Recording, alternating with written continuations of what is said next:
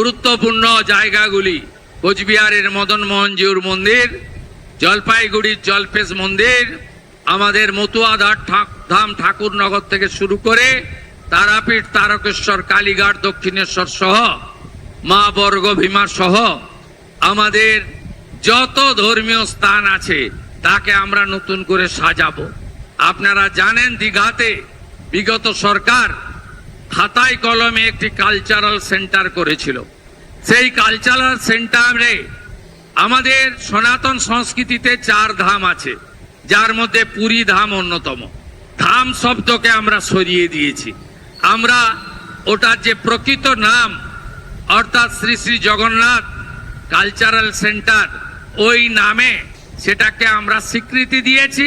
কিন্তু ওই ক্যাম্পাসের মধ্যে প্রভু জগন্নাথ দেবের যেখানে পুজো হয় সেই জায়গাটুকু মন্দির হিসাবে তার আমাদের যে সংস্কৃতি রয়েছে সেই সংস্কৃতি মেনে পবিত্রতার সঙ্গে পূজা পাঠ প্রসাদ হবে, সেটাও আমরা সিদ্ধান্তের মধ্যে রেখেছি।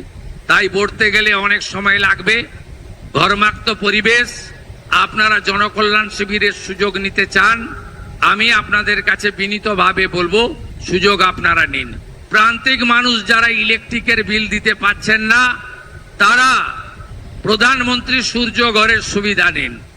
100 ইউনিটে 30,000 টাকা, 200 ইউনিটে 60,000 টাকা, 300 ইউনিট সৌর প্ল্যানে 78,000 টাকা ভারত সরকার আমাদের মাধ্যমে আপনাকে দেবে।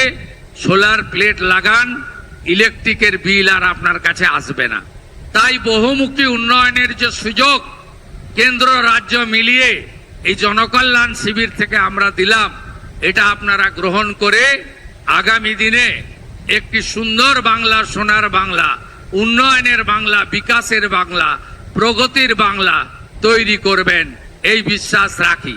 নন্দীগ্রাম কেন্দ্রিক একাধিক উন্নয়নের কাজ আমরা নিচ্ছি। আমরা এখানে কৃষকদের ক্ষেত্রে, পানীয় জলের ক্ষেত্রে, রাস্তাঘাটের ক্ষেত্রে, বিদ্যালয়গুলি সাজানোর ক্ষেত্রে, আইসিডিএস সেন্টারগুলি নতুনভাবে তাদের এই ব্যাপারে ফুল ভিডিও দেওয়া আছে আমাদের চ্যানেলে, দেখে নিন। আমি হুমায়রা কুরেশি। দয়া করে আমাকে একটু সাপোর্ট করুন, সাবস্ক্রাইব করুন, লাইক, কমেন্ট, শেয়ার করুন। ফেসবুক থেকে দেখলে ফলো করুন। ধন্যবাদ।